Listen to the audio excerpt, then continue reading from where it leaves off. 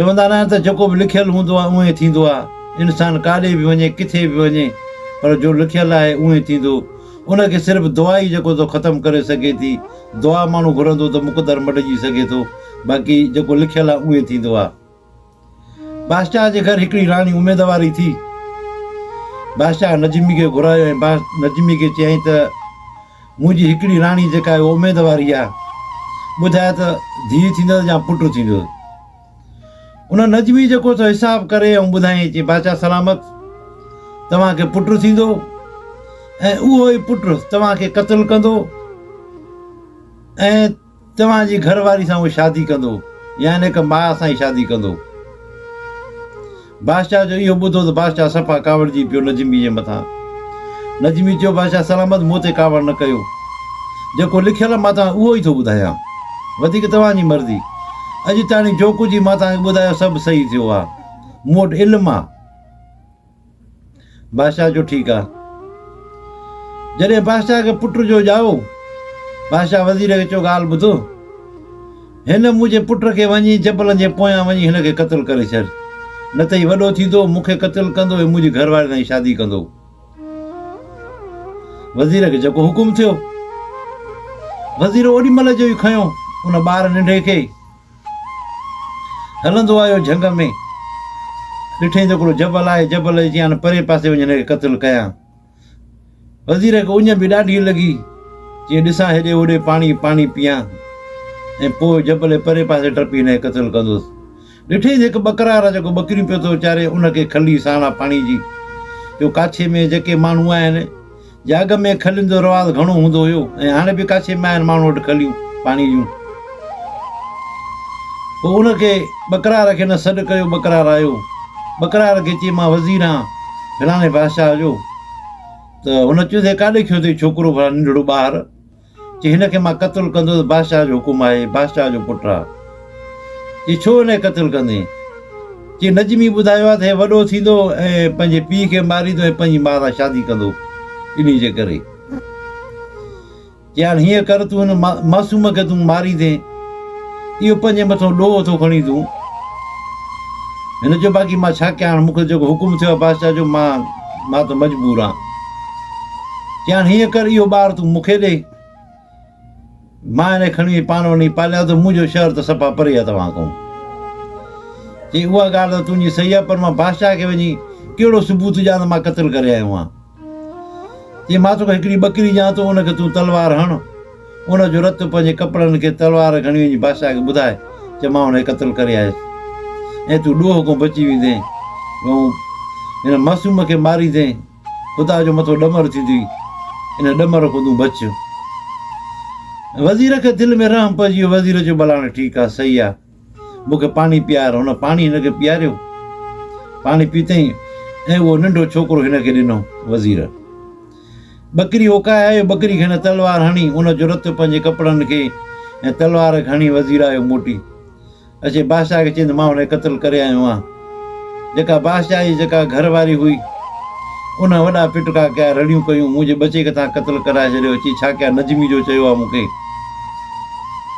ॾींहं गुज़रंदा विया, उहो छोकिरो बि 16-17 सालनि जो थियो। जे राणी जनमु ॾिनो उन छोकिरे खे, उहा बि गुज़ारे वई। हाणे हे ॿी राणी वटि रहंदो हुयो। बादशाह खे त 3-4 सालूं हुयूं, हाणे ॿी राणी सां रहंदो हुओ वरी। उहो बादशाह हिकिड़े ॾींहुं चयो त शिकार ते हलूं था, लश्कर तयारु कयईं, निकिरी पिया शिकार लाइ। शिकार में जो विया त हिकिड़ी हरणी निकिरी पई, बादशाह हुनजे पोयां लॻी पियो, लश्कर पोइते रहिजी वियो। बादशाह हलंदो वियो, हरणी हिकिड़े तलाउ ते वई, तलाउ ते बीह, उते पाणी पीए पई हरणी। बादशाह बि छा कयो, वण जी अड़ वठी ऐं तीर कमान सिधो कयईं हुन ते।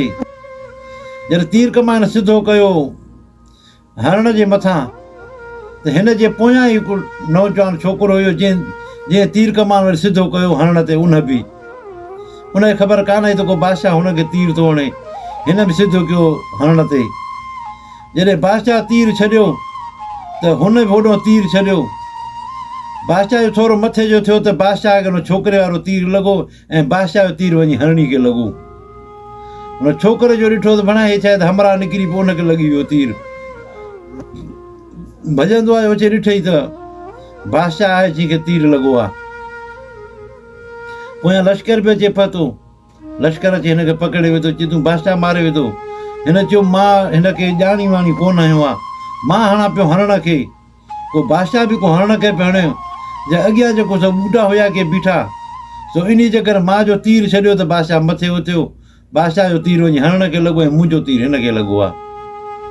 मां हिनखे हासकारी कोन आयो आहे। चई हल होॾे हाणे जेको सो हल उते तख़्तगाह ते हल, पोइ उते जेको फ़ैसिलो थिए काज़िन वटि।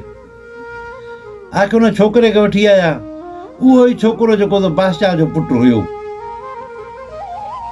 वठी आया उते। हाणे त बादशाह त वियो मरी, हाणे फ़ैसिलो केरु करे। वञी हिनखे राणी जे अॻियां पेश कयूं।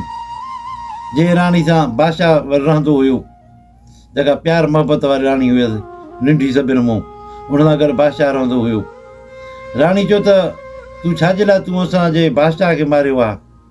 हिन हक़ीक़त ॿुधाई त मको ग़लती थी वई, या मां त तीर छॾियो, मां हिनखे ॾिठो कोन्हे को, मां हणा पियो हरण खे, सो ओचिते निकिरी पियो, मथे उथियो त हिनखे लॻी वियो आहे, मां ॼाणी वाणी कोन आयो आहे। पर पोइ बि खणी मुंहिंजी ग़लती आहे, मां ग़लती माफ़ी थो वठां। राणी जो इहा ॻाल्हि ॿुधी, राणी जो हाणे ॻाल्हि ॿुधो, हाणे बादशाह त वियो मरी, हाणे बादशाह संभाले केरु? हाणे मुंहिंजी त ज़िंदगी तबाह बर्बाद थी वई न। हिन चयो भला मां छा कयां? चई हाणे ॻाल्हि ॿुधो, जा त सॼी उमिरि तूं जेल में अंदरि तोखे गुज़ारणो पवंदो, जा त तूं मूंसां शादी कर। मुंहिंजी उमिरि खणी तोखां वॾी आहे, तुंहिंजी खणी उमिरि 17-18 साल आहे, पर तोखे हाणे शादी मूंसां करणी पवंदी। मुंहिंजी खणी उमिरि आहे 30-35 साल आहे, पर तोखे शादी हाणे मूंसां करणी पवंदी। जा त सॼी ज़िंदगी तोखे जेल में रहणो पवंदो। हिन जो हाणे जेल खां बहितर आहे भला शादी हिन सां कयां।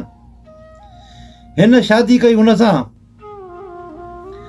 उन राणी खे जो पेट थी वियो, ऐं उन मां हिनखे छोकिरी ॼाई।